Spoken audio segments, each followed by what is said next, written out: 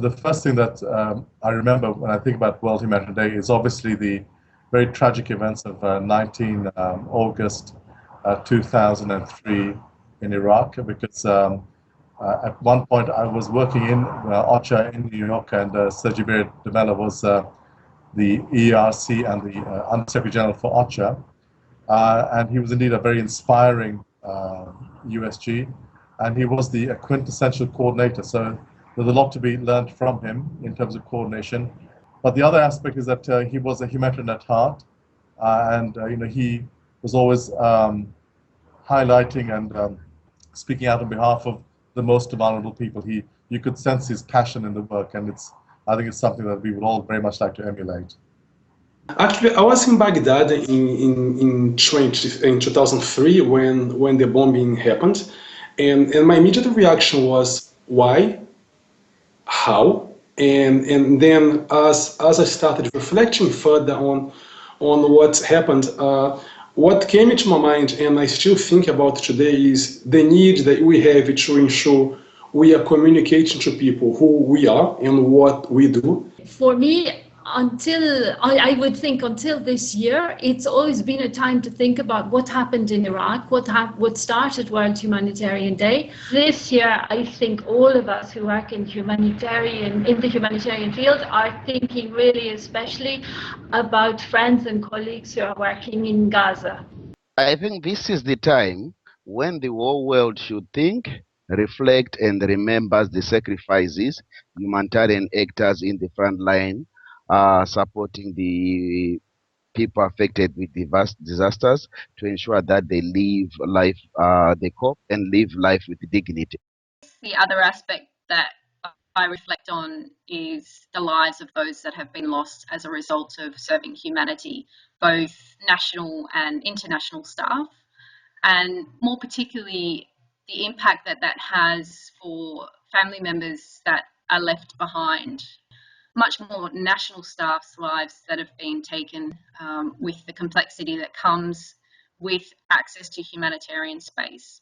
It's an amazing thing, I guess, that people want to serve overseas and give and dedicate their time to serving, protecting, assisting people in foreign places. But I'm also reflecting on the fact that local volunteers and local people leave their families every day in situations that are far from secure. World Humanitarian Day allows us also to remember the less well-known aid workers who died working on the front lines, bringing hope, dignity, and life-saving aid to millions of men, women, and children suffering each and every day. Baghdad was my workstation at that time, where 22 people have been killed, and before that I was captured myself with a couple of my fellow aid workers and being put in the prison, Abu Ghraib prison, and being tortured badly at that time, just because we are aid workers. So I have a very strong feeling about that day, and I so much appreciate that the world will remember the humanitarian aid workers who are serving people on the front line. I think the second thing is to take that moment to reflect on the concepts and norms that underpin humanitarian response. And these are concepts that, of course, are present in international humanitarian law, but also go much beyond that and cut across cultural, religious, and social traditions throughout the world. And it's a day where we also reflect on our coordination strategies because we all know that resources are scarce, and that also calls for very, very strategic ways of managing these resources. And given that no organization does have adequate financial, human, and material resources, so this makes the issue of coordination very, very important. I was reflecting that with this new, there are new actors involved in the warfare, guerrillas and extremists that do not recognize the international humanitarian law. And as well as on the other side, in the humanitarian arena, there are new actors that stepped in and also again they are not reflected in the cluster system and the humanitarian world as such. And this new scenario push humanitarian practitioners to reflect on what would be the future for the humanitarian assistance. I think governments are more and more linking support to humanitarian intervention to military ones, and also longer-term development goals. At the same time, the respect for Geneva Conventions, human rights, humanitarian laws is slowly disappearing. And we are more and more confronted with attacks targeting civilians and medical facilities and medical personnel and patients, as well as targeted killings and torture. That's what I'm thinking about during this humanitarian day. The biggest thing that I do reflect on, though, is what seems to be the increasingly shrinking humanitarian space that we find ourselves working in. And this is probably my biggest concern. My reflections on this day concern mainly how to prevent and to avoid humanitarian crisis. So in particular, I think about people who are responsible or involved in humanitarian crisis. Should they be political or religious authorities? So let's call them for more tolerance of each other and for respect of human dignity in order to avoid this man-made humanitarian crisis that we also always face. So I'm thinking just being able to have a day that is designated to make the humanitarian worker to stop and think about what this means for them as humanitarian workers, I think is very, very important. So I'm really looking forward to this celebration.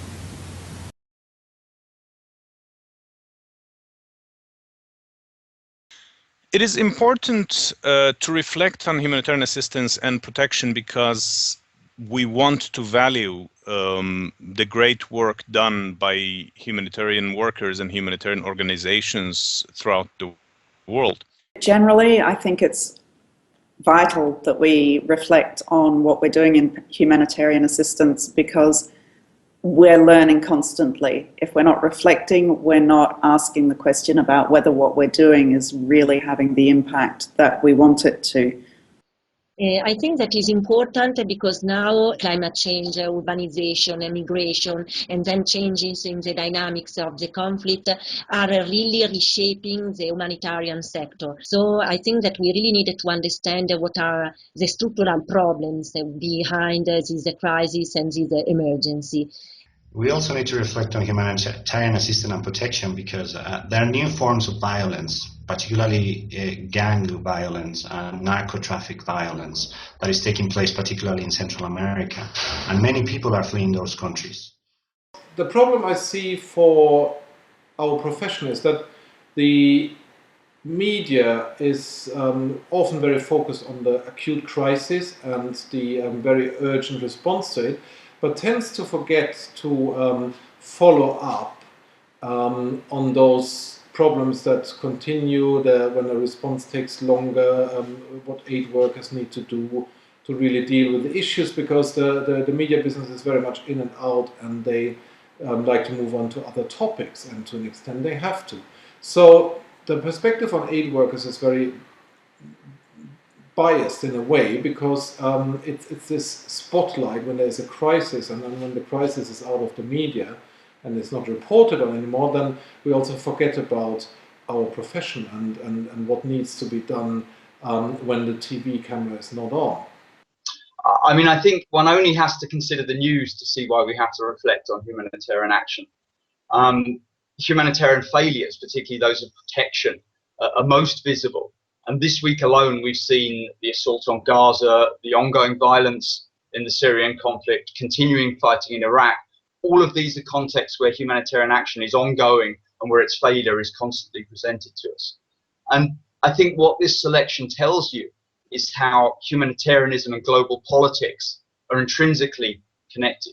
So my personal reflection would be how humanitarians position themselves relative to the politics of contemporary conflict. It's clear that so-called denouncist organizations like the ICRC are not about to forsake their neutrality, but it's very important that as humanitarians we exploit the complementarity that exists between the traditional notions of neutrality and the more politicized approaches to humanitarianism that allow us to confront power that drives the conflicts with which humanitarian protection interventions try to deal. All the issues of manipulation of aid, the diversion of aid, aid going to unintended persons, or even fueling somehow the warfare are matter of concern. So this is exactly the right moment when to think more deeply the humanitarian action, how to preserve it, and how to support the humanitarian aid workers and organizations to fulfill their mandate.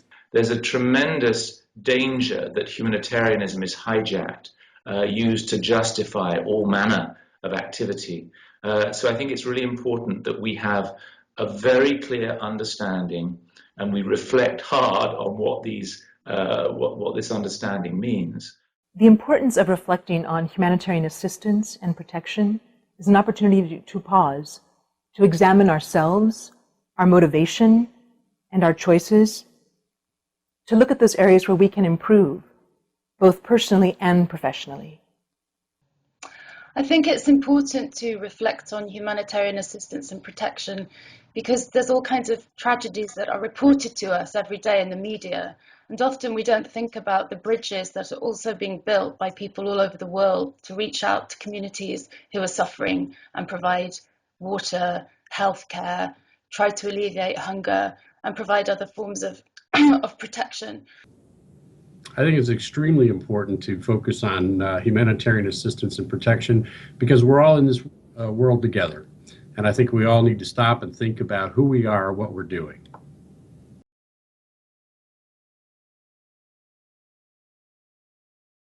Especially in this part of the world, in the Latin American continent, and also in the few missions that I have had the possibility to participate in other countries, especially in Africa.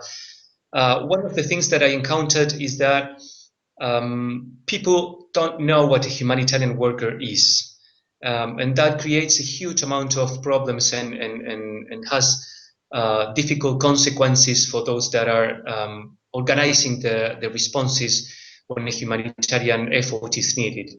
I mean, if I judge by the reaction within my own family, I see a lot of misconception and misunderstanding regarding the type of work I do, humanitarian work, and the type of misconception and misunderstanding that could negatively impact on the public attention and support, and therefore, by reaction, impact negatively on our ability to find resources and respond.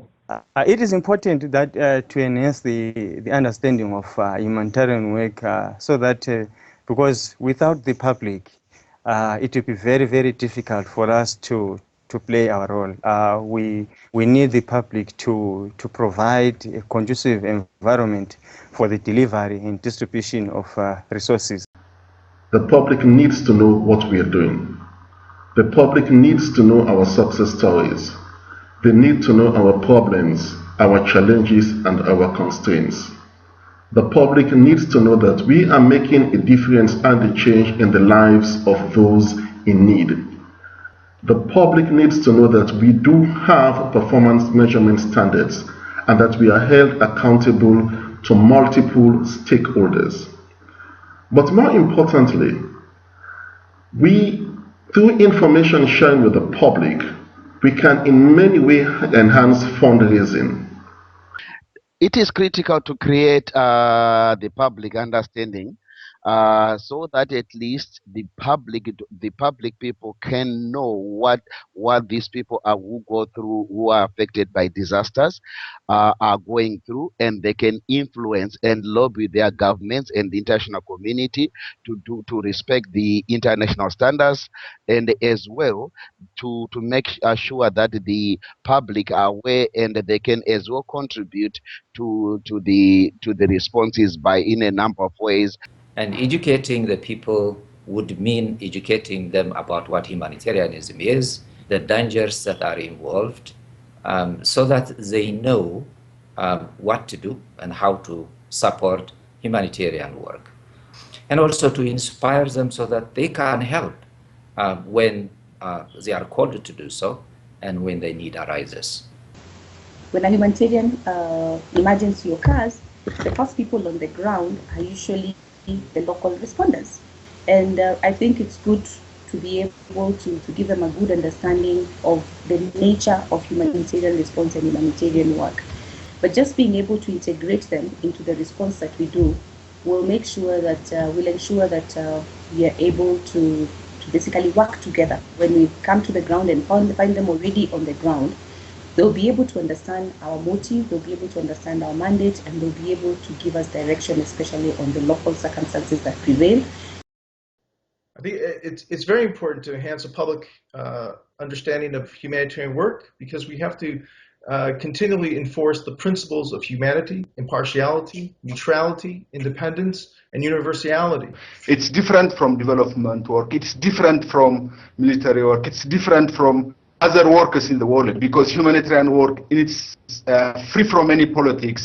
What the public may perceive as humanitarian action may not exactly be what we want to communicate.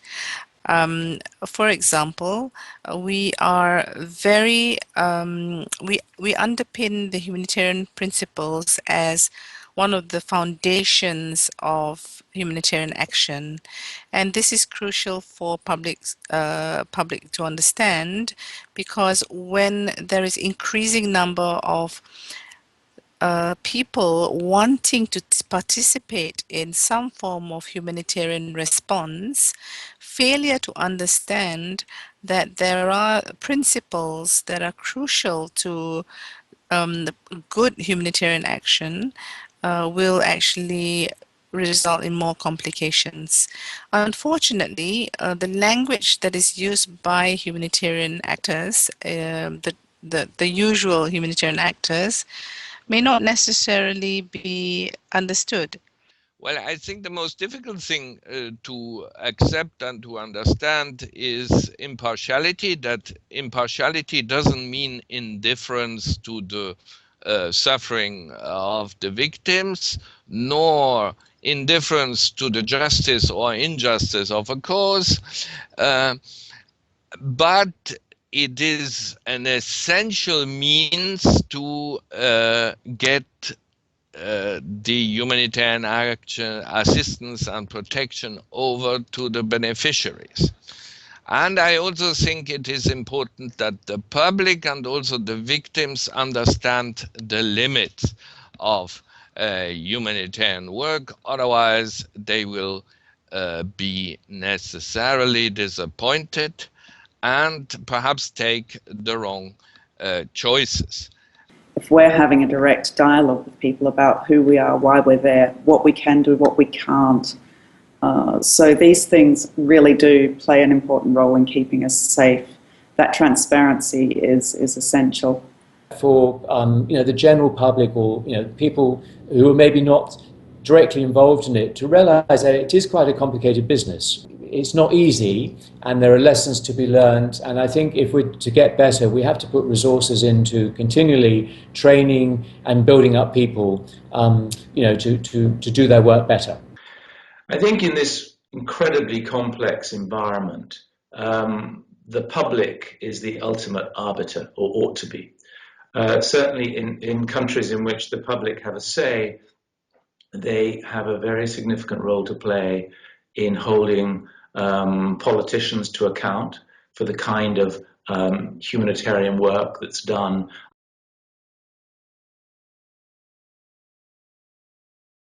Of course, we have a difficult life. We sometimes risk our lives. We don't have a stable income. It's sometimes a challenge for our private life, but it's very rewarding because sometimes we feel we can make a difference. Well, for me personally, what always motivated me was the direct contact with people. I'm very much somebody who's always been on the field. I love to listen to people. before moving to the international humanitarian context where I'm working now, I have worked as a national humanitarian staff in my country for more than 8 years. And then I could realize how high were the humanitarian needs were in human resources, including experts, and the need to improve the efficiency of the humanitarian assistance. Therefore, I decided to give a hand and got involved as a nutritionist, which I have been doing for approximately 2 decades now.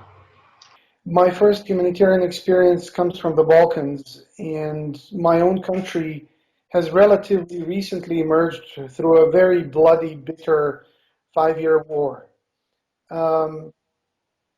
And seeing and experiencing and living the horrific scenes and events in the war have brought about a deep wanting and desire to try and help those who are undergoing a similar or even worse experience than was mine.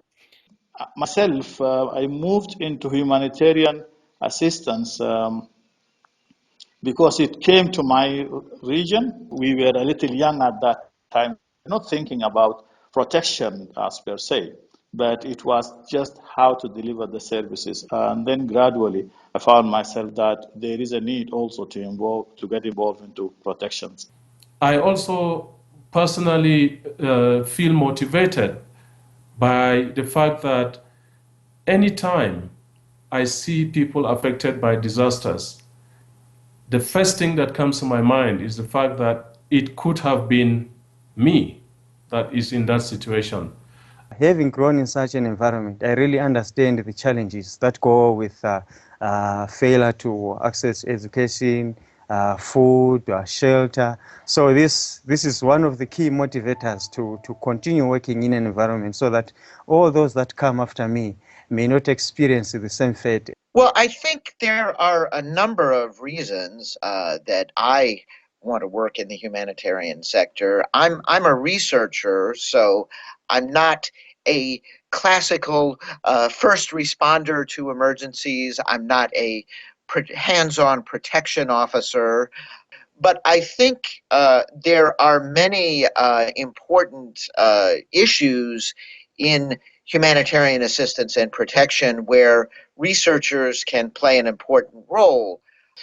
In doing my research, I can perhaps be helpful in providing possible solutions to policy problems. But as a human being, I think we're ever more connected in the world, and a humanitarian emergency may seem far away, but what happens in, say, Syria today has impacts on the entire world.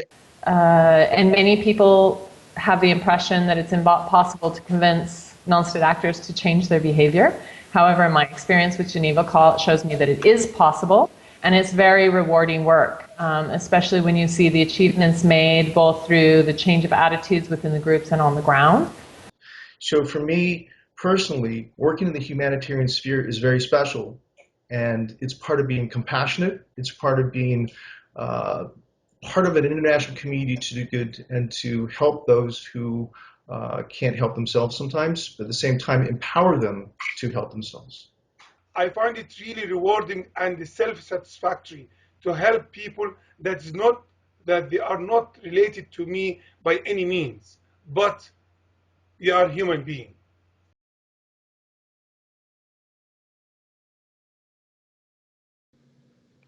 Well, I think the thing is to truly be a professional, actually know what you're doing and be able to measure whether you are competent or not. I think that's at the heart of it. The second stems from the same principle. A professional is somebody who puts ethics and altruism at the center of their work. And so particularly in terms of protection, there are times when you may have to do things which are not what your government, your host government, or your agency wants. And I think that sense of individual commitment is something that really has to be at the front of your mind if you're truly going to be a professional in this business. Even if we're working in WASH or the food sector, or nutrition or shelter, there are many protection issues that are raised. And it's very important to bring those matters to the attention of the entire community so that we're not all working in a siloed fashion, but that we get a good picture of what's going on. I feel that the individual's contribution to the protection of civilians cannot be underestimated. I feel that by acting according to humanitarian principles and also by encouraging others to uphold international law, humanitarian professionals at all levels can make a huge difference to the lives and the well-being of human victims of natural and man-made disasters. A person who is deemed to be a professional humanitarian, we would assume and expect that that person has enough knowledge on the principles, the legal frameworks of humanitarian action in being able to address public perception, being able to rebut certain accusations based on knowledge. And again, explaining very clearly that there are principles by which humanitarian actors operate. I think that we as humanitarians can show our compassion, show our humanity, show our empathy, and we show it not only to those who are suffering, but show it to those armed actors. We appeal to them using our common humanity. Sometimes it works, sometimes it doesn't work. Most of the time it works a bit. But in the old days, I mean, you used to have family doctors. And family doctors, to a certain sense, were more successful because they knew the person. They knew the overall need of the persons. In other words, humanitarian workers should bring a mix of realism, not say it cynism, but realism, and pragmatism with a good dose of care. Really, we can make a difference. We can make a lot of difference, and that's my role. That's your role. That's the role of all people who accepted to work in humanitarian aid. But you have to watch your steps actually, because people are in need to you and in need to your help. So it is very important when you are helping the others and protecting the civilians. On the other hand, you are taking care of your life and taking care of your safety. Okay, well, we need professionals because a lot of people come into the humanitarian work without a professional background and without sufficient skills to understand the complexities of the work that they're doing. The communities who are displaced are often asking us for assistance and advice, and we can only give them that if we understand the situation thoroughly and well ourselves. To do this, we need highly attuned professional skills, whether they be legal or political science or health or other sectors. We need to be able to understand the complexities in which we're working to get our work done effectively.